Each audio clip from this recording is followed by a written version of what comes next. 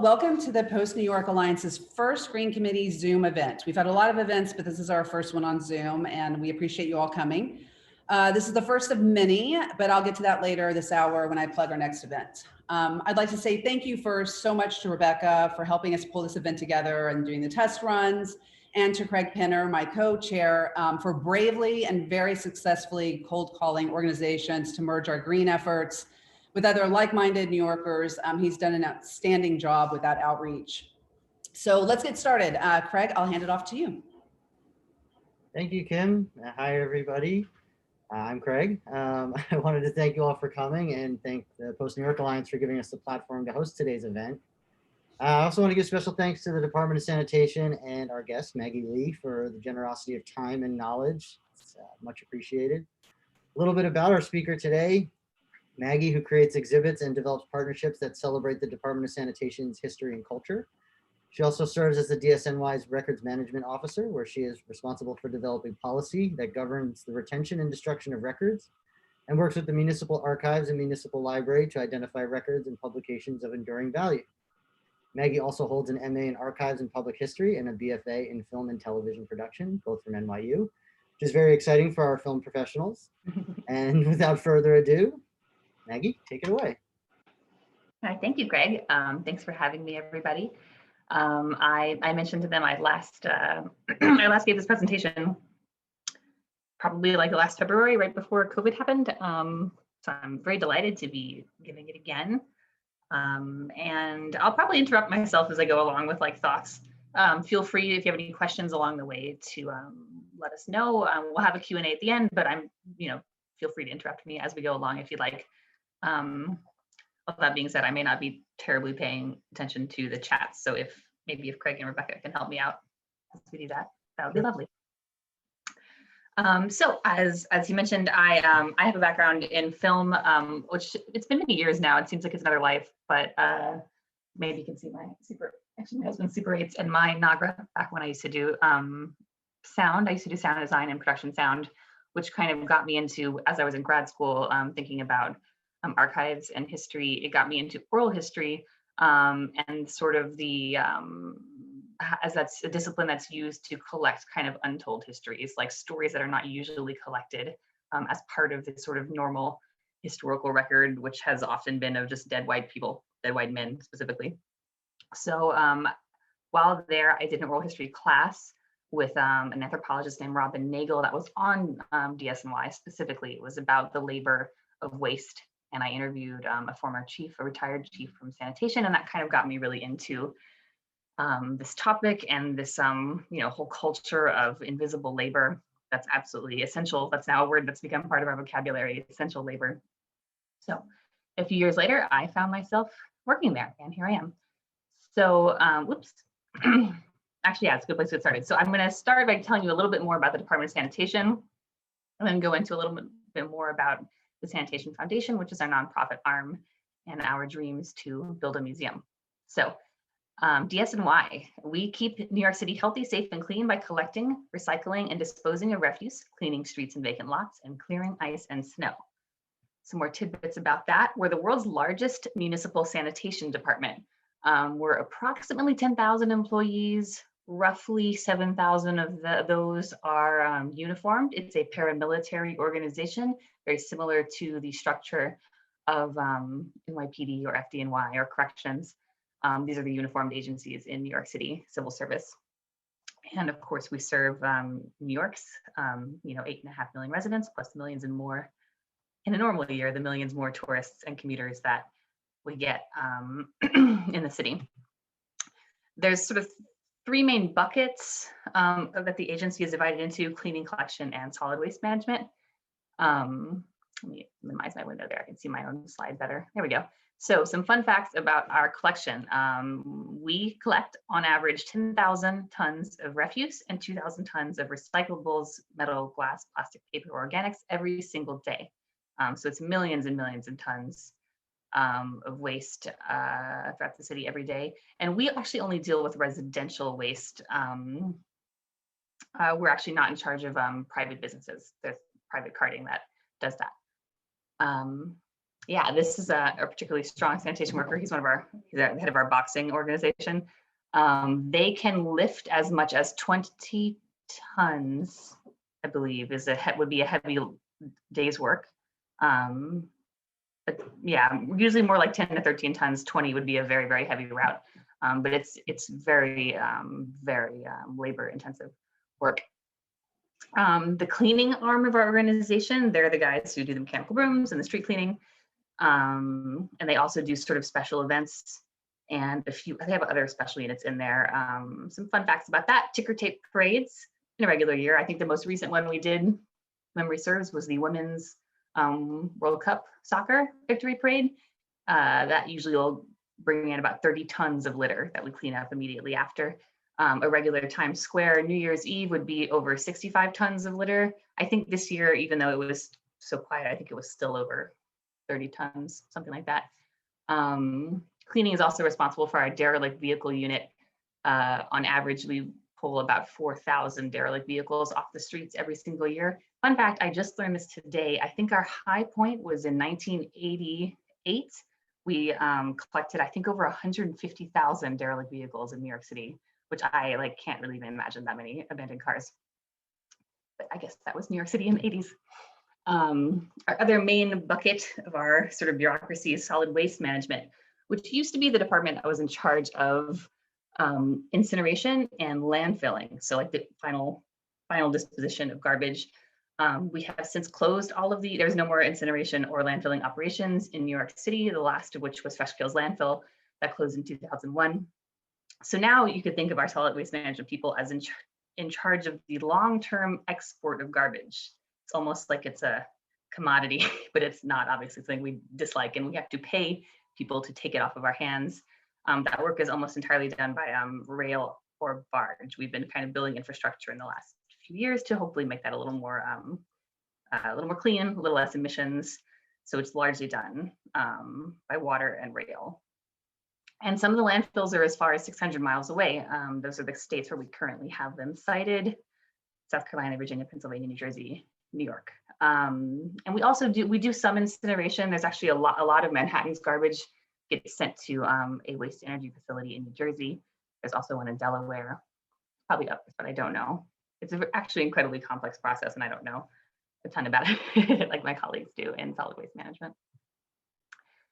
This is probably the lesser known and most important aspect of our work, is that we are the first responders in charge of snow removal, which anecdotally not everyone always knows or realizes. People frequently think that we're in charge of wastewater treatment. We are not. That is not us. That is the Department of Environmental Protection. We are in charge of snow. And I think it's a fairly unique function for a sanitation department. Most cities and municipalities have sort of dedicated snow fighting equipment. We take these plows and put them on the front of our garbage trucks and then make these sort of snow plowing tanks. It's a big deal in our agency. There are those who say that collecting garbage is something that we do while we're just sort of waiting around in between blizzards. So that's over 6,000 miles of streets that we both salt and plow. As you may recall, we had a pretty big blizzard recently, and it did very well. We think there's a lot more outdoor dining facilities to avoid hitting, and I think overall we came out pretty well. So this I'll show you. It's a little 4-minute video.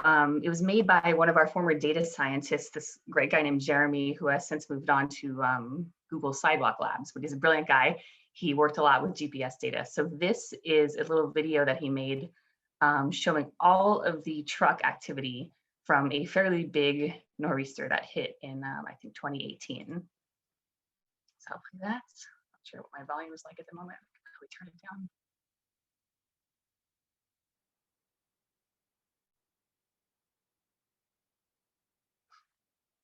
Our current commissioner, Ed Grayson, is sort of an expert in snow. He kind of came through the agency kind of dealing with that specifically, and he likens it to, he's like, if you're in the NYPD and you get a 911 call for shots fired, you go into like emergency mode and you're out the door.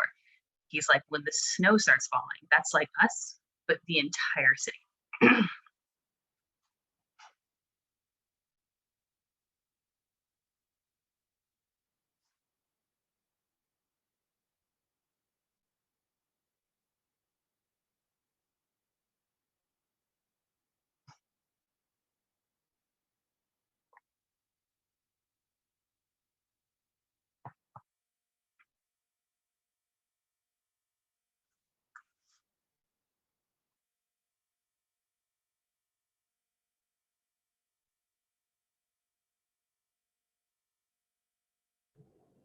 Hey, Maggie, did you say how many trucks that was?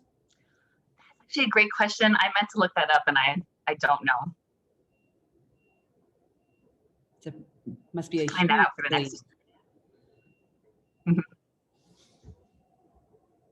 We have 59 sanitation districts. The city is broken up into by community board. You know, we probably have in a small district, probably 20 trucks.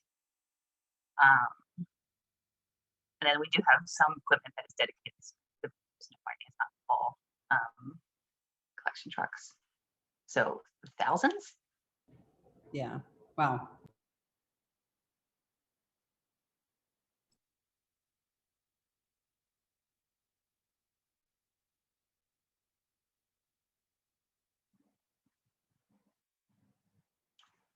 So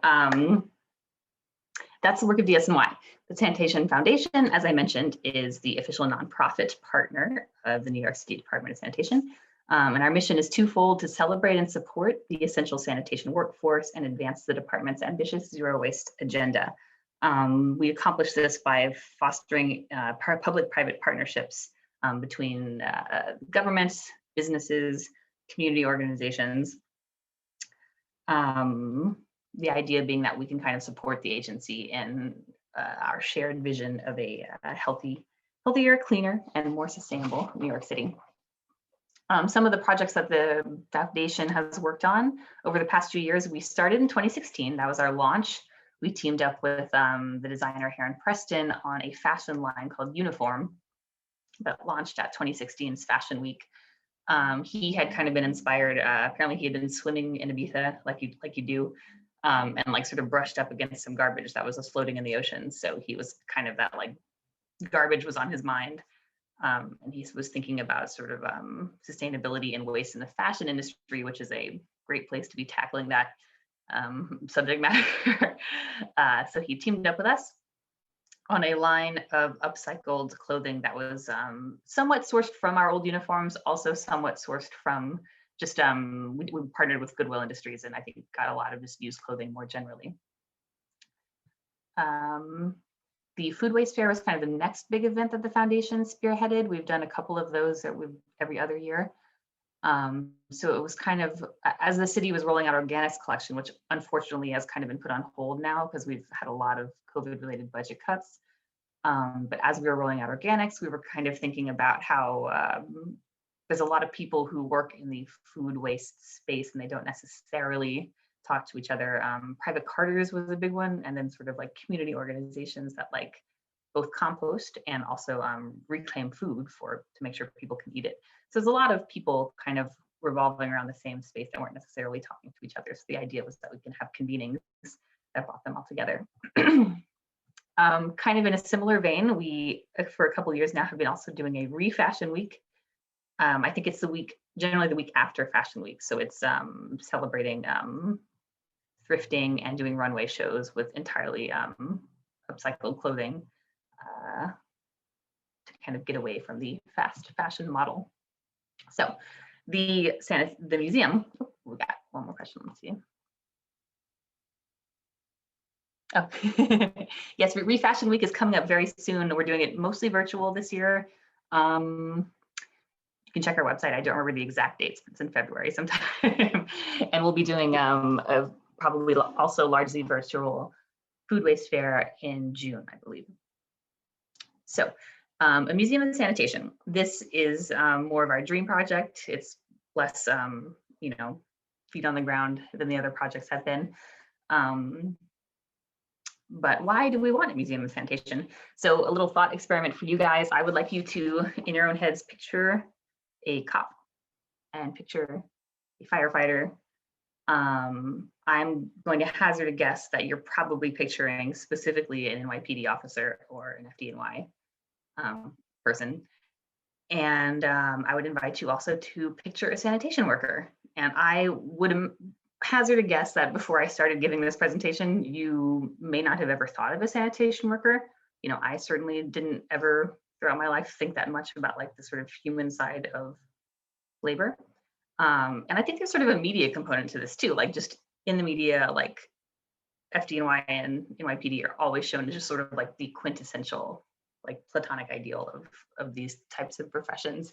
And DSNY is that too. Like we definitely are also like leaders in the field for what we do, but because of that sort of like invisibility of the work that I mentioned, like people, there's like this ick factor that people don't want to sort of think about their own consumption habits. So I think that leads them to not think about us. And it's not fair. I think we deserve some positive recognition too. So I think a museum would be a really wonderful public platform to get that out into the world more. Oops, I'm trying to advance my slide, but okay. This year, we started on some strategic planning for our museum. We came up with a mission statement. This is it. To educate the public, oops, sorry, and create communities dedicated to waste reduction and management, to promote sustainable solutions for New York City's waste issues, and to celebrate DSNY's vital role in maintaining a healthy, safe, clean, and livable city. So I'll mention a few things that I'm starting now to think too about, and this will be developed further in our next stage of strategic planning, is conceptual exhibition planning. Like what stories and large narratives would you want to have in a museum of sanitation? So here's some of my ideas. I'm excited that you guys are kind of professionals who probably think about story and narrative more than a lot of people do. So I would welcome your thoughts in the Q&A if you have any suggestions for this. One, I would want a prominent role for Mierle, Laderman, Ukeles. If you may or may not be familiar with her, she kind of pioneered the concept of public artists in residence. To our knowledge, she might be the first one in America. She, about 50 years ago, came up with the concept of maintenance art when she was a new mother and found herself doing a lot of thankless tasks around the home. I'm a fairly new mother, I can relate. So she started doing a lot of art that was basically like, I want to elevate the role of maintenance worker. The Village Voice kind of disparagingly said that, oh, if that's what you think is art, then you should go talk to sanitation. And so she did. She like wrote to our commissioner in, I believe, 1979-ish, 1980. They kind of came up with an MOU to sort of have an unsalaried position in the department where she was the artist in residence. Touch Sanitation was her first big performance art piece. Here's a picture from that project. She went around the city over the course of a year and shook every single sanitation worker's hand and said, thank you for keeping New York City alive. And it was probably one of those sort of the first times that a lot of these guys had ever kind of gotten any sort of like positive public attention for their work. This is another one of her pieces. It's called The Social Mirror. Also in the 80s, I think she got some grant funding to cover one of our collection trucks with this like mirrored panels. So when you look at our truck, you see yourself in it. It's kind of like making people acknowledge their own role in waste production and disposal. So another part of that, okay, question. Yeah. I don't know that much about the strike. It was in the 70s. It was very short. Yeah, unfortunately, I don't know a ton about it, but it was a very, very short strike. And New York City's garbage piled up in the streets, and yeah, and the city acquiesced to the union's demands pretty quickly because no one likes a garbage strike. So I'm going to back up in time a lot more. This was turn of the 20th century. The Department of Street Cleaning, our predecessor agency, was founded in 1881. It was kind of spun off of the police department, but at that time, New York City politics was pretty much controlled by Tammany Hall. It was kind of famously corrupt and inefficient, and we didn't really do anything. I'll show you some before and after pictures in a second, but like imagine at that time, horses were the primary mode of transportation. So like the streets of New York City were constantly full of horse manure and pee and garbage. Like butchers might just throw all their offal into the street.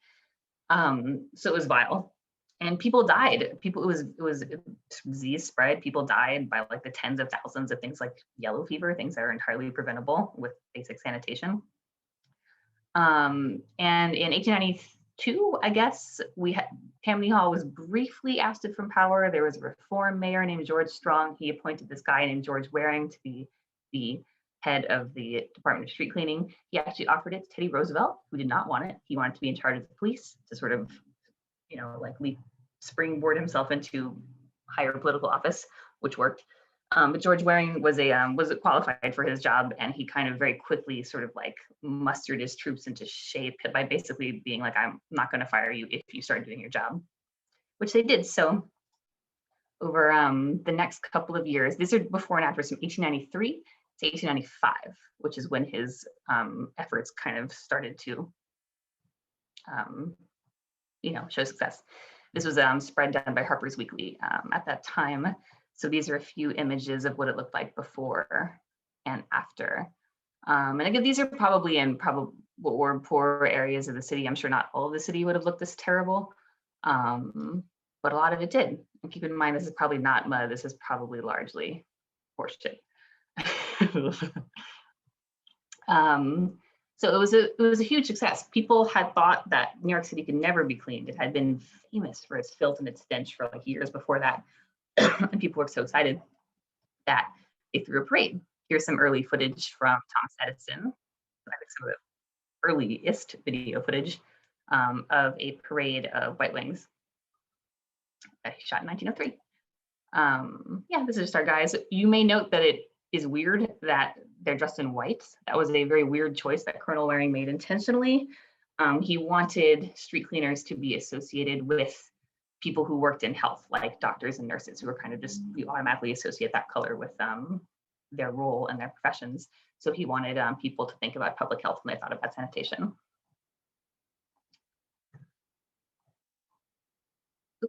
Stop playing. Okay, and this, you guys may be familiar with this too. This is, I believe, City Lights from 1931.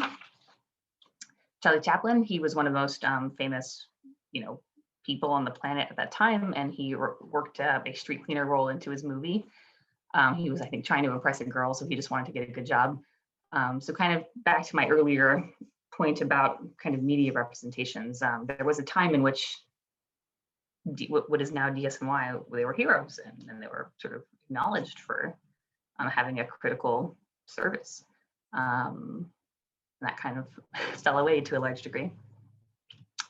So fast forward again, another thing that I would very much want to make sure that this museum would cover would be our work in the 9/11 recovery, which is not, I think, that well known. I think if it is talked about, it's often mentioned in the context of the pretty controversial decision to do the recovery operation at Freshkills landfill, which had only been, it had been closed in, I think, March of 2001. So it had only been not an active landfill for a few months.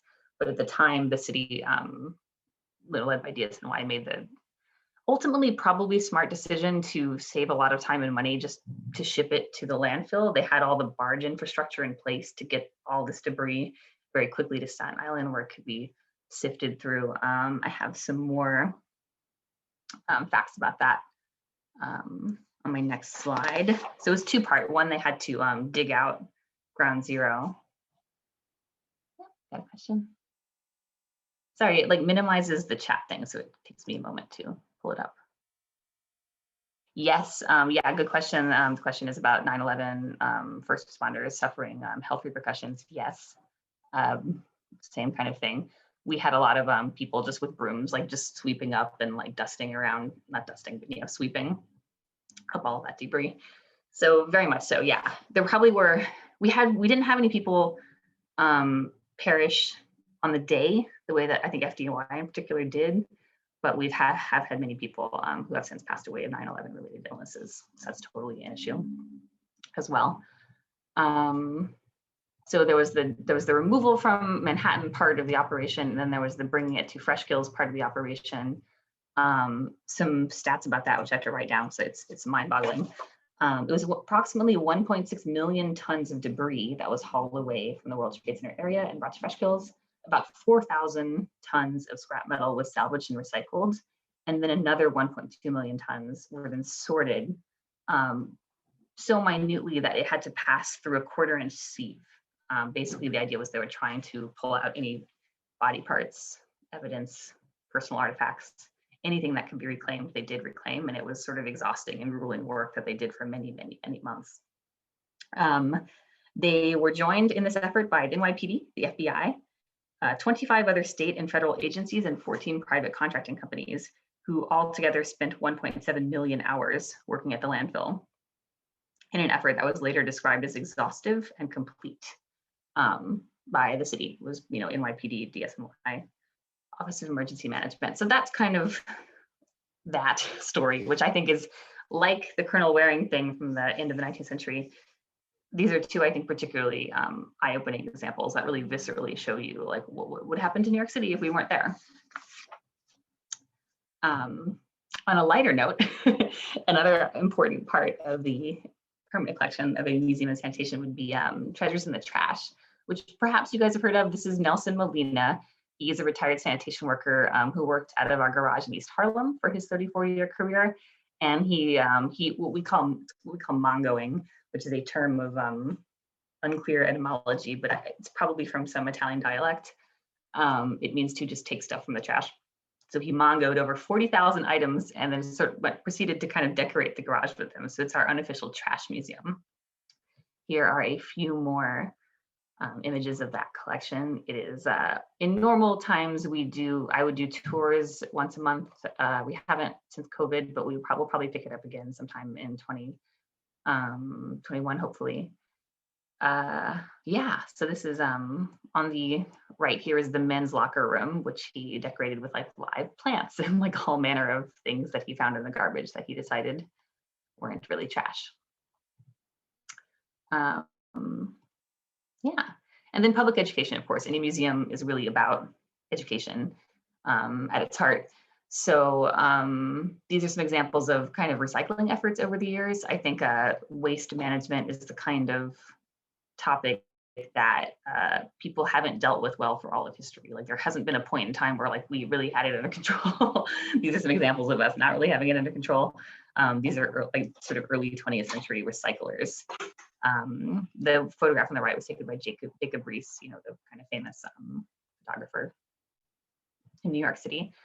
These are some probably circa 1920s recycling bins from New York City. We were actually doing organics recycling a long time ago. At that time, they used to take things that were, there was a distinction between garbage and rubbish, I believe. Garbage was stuff that was putrescible, that would rot. So that was taken to Barren Island in Queens and rendered into grease and fertilizer along in these like horse rendering plants. And rubbish was stuff that rubbish was mostly ash because people burned a lot of coal to heat their homes. So they threw out a lot of ash, and then also things like buttons and scrap metal and things that could be picked out of the garbage would have been picked out and sold for scrap, which is what this guy in the Jacob Riis photograph was probably doing. He was probably picking out things that could be sold before the rest of the garbage was probably dumped in the ocean, which is what we did with it until 1934. Here is Superman himself doing a PR event with us when we first rolled out newspaper recycling. This would have been either 1989 or 1990. This in kind of modern recycling really started rolling out. Here is our former commissioner, Catherine Garcia, at a school event with children. Obviously, the museum would work to kind of create a next generation of civic-minded recyclers. And then, of course, who would not only learn about how the system works now, but like we would be inspired to think about how the system could work better in the future. These are a few illustrative examples of work that we're currently doing. The top is the finalists for our Better Bin design competition. We're currently redesigning the litter basket, the iconic New York City litter basket. Bottom left is the draft Fresh Kills Park master plan. And on the right is commercial waste zoning, which is actually a very, very big legislative project that we're starting out as an agency now. We're sort of reorganizing the way that private carders can operate. So they're not just like driving all over the city willy-nilly. They're going to have like certain districts in which they can operate. And that's going to put down, or it's going to minimize truck traffic by a huge degree. Why do the bins need to be designed? That's a good question. They're very heavy and they don't work that well. Actually, the main complaint that I know from the sanitation workers' perspective is that if you see on all of these designs, there's like handholds at the bottom, the very bottom. There aren't on the current ones. So it's probably like I don't know, it's solid metal. It's probably like 40, 50 pounds. You just have to deadlift it up from the street, and there's nothing really to grab onto at the bottom because they get very rusted out from having liquids in them. So like they're kind of like not safe and difficult to maneuver. So that's kind of one of the main reasons why we would want to redesign them. So I think the winner is the one on the left, is group project. So they have much lighter, much easier to hold. I don't know if I mentioned, sanitation work is one of the most deadly occupations there is. And so this is even one of the more innocent ways that one could get very injured on the ground, is scraping yourself on something very rusty. Yeah, my last image, this is just an image of what Freshkills landfill looks like today. We are in the process of converting it into what's going to be, it was the world's largest landfill. It's probably going to be definitely the largest park in New York City. I'm not sure where that stands out of anywhere in the world, but lots of thoughts on our litter baskets. All right, so that's everything. I guess we can open it up to questions, and I can stop sharing, I imagine. Maggie, thank you so much. Can everybody hear me right now? Yes. Okay, great.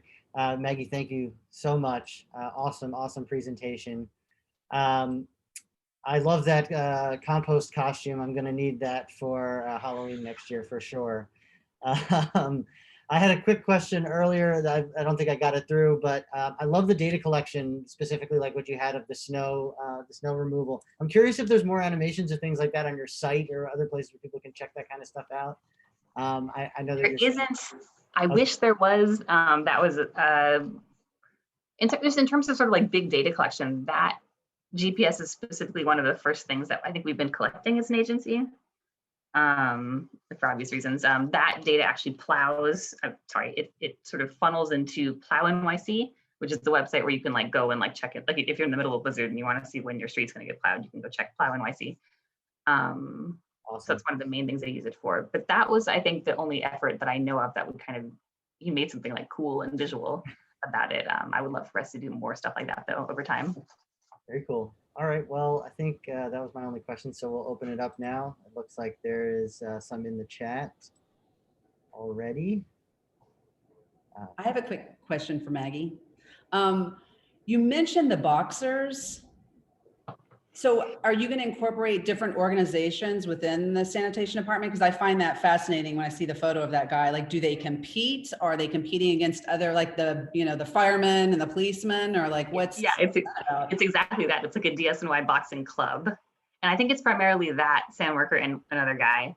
And yeah, it's exactly that. They'll compete against NYPD or FDNY or whatever. Can we go to that? Are there tickets sold? I would love to see that. I'm not positive. I would hope so. Okay. Love to know that. Thank you, Kim. Does anybody else have any other questions? I do. Is there from the inspired and innovative section that you spoke about, is there a particular initiative that you guys are going to start with to start moving work into a more sustainable model? Well, we are currently doing all those things that I have on that slide. Commercial waste zoning is probably the biggest. It's going to be like a very, very big impact.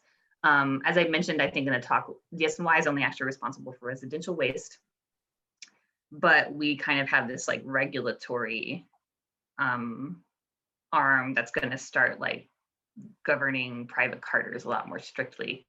Because when I say like sanitation is one of the most dangerous professions in the world, it's like top 4 from like the Bureau of Labor Statistics in terms of injuries and fatalities. Actually, people were surprised by many factors over police and fire work.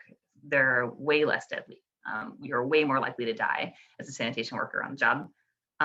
Largely due to private carting, though, there's like very, very few safety kind of measures in place. Obviously, we have like a unionized workforce. It's relatively speaking pretty safe. Private carters do not. It's often very low paid, very often immigrant labor. So some of the things that DSNY and the city are going to start doing as part of this commercial waste zoning initiative is to start putting a lot of regulations on safety, on like recycling numbers, on fuel emissions, just like all kinds of stuff that all these private carters are suddenly going to have to be reporting on and accountable to. And if they're not, then we can take their licenses away and they can't operate in New York City anymore. So that's actually a really big deal. And it's only in its early stages, but it's going to be ramping up in the next couple of years. Awesome. Thanks. See, Patrick has his hand up, and then we'll go to the ones in the chat. Go ahead, Pat. Hi. Hi, Maggie. Thanks for coming and being part of New York Strongest. Appreciate it. I had 2 questions, actually. One, as an archivist, maybe you can help answer this, but what happened to all the horse poop before, before automobiles came around? That must have been a lot. Where did that all go? And then my second question would be if there's any plans to like do more upcycling of things besides clothes, like furniture or, things like that. So horse poop. I don't actually, it's in my office, but you know the book Gotham: A History of New York to 1898, really good book, very, very thick, very thorough history of New York City. They actually have stats on like the sort of gallons of horse urine and like pounds of horse manure that would like be produced. I don't remember it. It was terrible, very gross. I guess ultimately this Department of Street Cleaning would have been responsible for shoveling it up and probably landfilling it, I would guess. Or actually, as someone pointed out, that it would have perhaps gone to the rendering plants in Barren Island to be made into fertilizer. That would be my guess. Not entirely sure about the waste streams of the late 19th century, but probably. And then other question was about upcycling. At the moment, we've had some sort of loose conversations about doing art kind of stuff. We have the most recent project that we did was we did a series of beach cleanups with a nonprofit called Parlay for the Oceans, sorry. And they're turning that plastic that we reclaimed into plastic bags, reusable plastic bags, as sort of a, we recently, New York State did a plastic bag ban. So hopefully people will get more into the spirit of reusable bags. So that's the most recent line that we've done of upcycling things. I would love to do some kind of recycled art project. I don't have anything particularly in the works at the moment, but I think that would be fun. Yeah, I have, actually there's a couple questions in the chat. So curious if you've ever worked with police to find trashed evidence. Yeah, I'm sure. I don't know any specific details, but yes. We've also occasionally in the past found recovered dead bodies who have been disposed of. So yeah, we definitely work with NYPD whenever there's evidence involved. We also, as a fun fact, almost every day, if you yourself ever realize you threw out something valuable, this happens, there's usually some press once or twice a year of some idiot who threw out their engagement ring. If you call the department and you catch them soon enough, they can find your truck that it would have gotten collected on and dump it all out and let you dig through it. And people usually recover it, but you have to get them before they dump that truck at a transfer station. You have to dig it through it yourself? Yes. Like they just put it out and then you just get some gloves and find your wedding ring? Oh boy, that's painful. Yep. But that happens apparently very often. Ooh. And then, okay, also about danger. What is the most common causes of death for sanitation workers in the job? Vehicular accidents and heavy machinery. It's usually they're either sort of killed in an accident that involves our trucks, or like there was one, Frank Justich was a sanitation worker who was killed in the, I think, early 2000s, and he was just hit by someone else was driving some kind of Mack truck. We have Mack trucks, but like a delivery 18-wheeler or something struck him. So they're in the street constantly, and New York City isn't really designed to have like sort of safe. We are not designed to have alleys. So there isn't, like, a common question that you think about is people always say, why is there so much garbage all over New York City? And it's like, we don't have alleys. A lot of other cities like Chicago can have all of their garbage on back alleys. So you don't see it as much. Right. But so basically our work is directly in the street, in line with everybody else. Connecticut, countries are using to buy recyclables right now. Yeah. So that's a good question too. Very recently, China specifically kind of closed its doors to recycling import. They're like, we don't want your soiled recycling anymore. And that's caused a huge problem in the recycling market. I think we're at a moment now where we're going to have to rethink the way that we recycle. a lot. New York City, I think, was not hit as hard as other places in New York, in the United States, because we don't export all of our recycling necessarily. Like we have Staten Island has a paper mill that recycles a lot of our cardboard into pizza boxes. Fun fact. And there's still there's big commodity markets for recycled metal, some types of plastic. But it did make a dent. Like it definitely, I can't say that it didn't. I also don't know a ton of the details. The world of garbage is so complicated. But yeah, that I think was an issue that came up, that basically a lot of Western countries rely on the global South to deal with our recycling. And we shouldn't. We need to start thinking about regional sustainability and recycling if we want to really have sustainable waste systems. Thanks. Reading up on recycling has advanced, and some of the materials I was taught in are necessary. How do I find out the best way to recycle in New York? Okay, good question. How do you know what to recycle? What are you doing? I actually forget the website, but I frequently Google DSNY how to get rid of. We have a little website where you just type in the thing that you want to throw out, and it'll tell you what you can do with it. Is it a lithium battery? Is it a mattress? And it'll give you information on if you can or can't recycle it, and what you should do. So I actually use that a lot, and all my friends just ask me questions a lot, because I'm sort of the garbage authority now amongst my friend group. So I recommend that as a place to look. Yeah, there's Lithium actually a lot batteries of are not recyclable. there's actually a lot of great resources on your site too, just to note for people, if they want to look into that. I've searched around a lot on it. And I actually had another question that pertains to street sweeping. I was curious if the street sweeping fleet is part of the Department of Sanitation, and how efficient those trucks actually are. Yes, that is ours. It's actually a lot of our, thank you, how to get rid of. Excellent. In the chat. Yes, mechanical brooms are ours. They are not exclusively, but often they have more of our female workforce, just because it's such an incredibly labor intensive job. A lot of women often will become street mechanical broom operators. So yeah, that's us too. And they're pretty efficient. We have fully electrical ones now. They're rolling that out more and more. They've also we started piloting sort of clean emissions biodiesel on them, and have since moved into our bigger collection vehicles. But we have a lot of, we report on this, actually, I only know this because I work with City Hall Library on our reporting requirements as an agency, but we have this lab out in Queens that does clean fuel emissions, and every year we're reporting on our progress in that. So we're actually we have a very low emissions for such an industrial fleet. Actually quite proud of that. Not many people know that. That's amazing. For that, honestly. Maggie, are you guys going to include a history of the uniforms in the museum? The uniforms themselves, the physical. Yeah, because it seems like some of those older photos are phenomenal. It's interesting, the white ones, and kind of where they've gone with it over the years. Yeah, I think that would definitely be part of it. We had a former deputy commissioner who retired recently, and that was kind of his hobby, was collecting old uniforms. So we have a fair amount of them. I think we need to sort of piece in some information in the mid 20th century, where I'm a little fuzzy on some of the details about how the uniform evolved. Yeah. But definitely the white wings, incredibly interesting thing, because it was such an incredibly impractical color to be wearing. But he did it with good reason. And then where we're at today, I think are very, as you saw on the beginning slide, all of our officers' uniforms are very, very smart, very clean cut. Yeah. I think we can take maybe one more question. Let's see in the chat. Will you have old trash bins as well, Adam asks? Yes. Yes, we have those too. We also have can carriers, which are basically trash cans on wheels. We have some very old ones like that.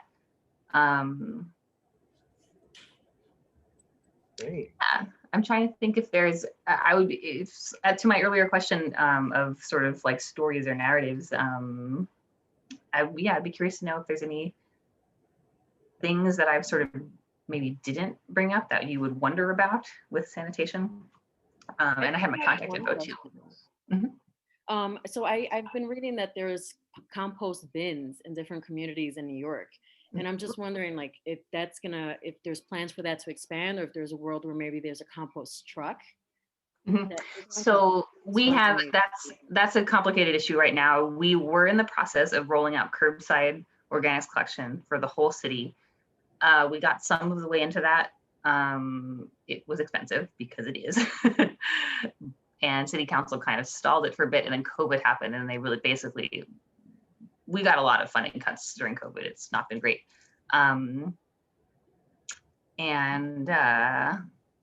So for the current fiscal year, there's no more organic collection.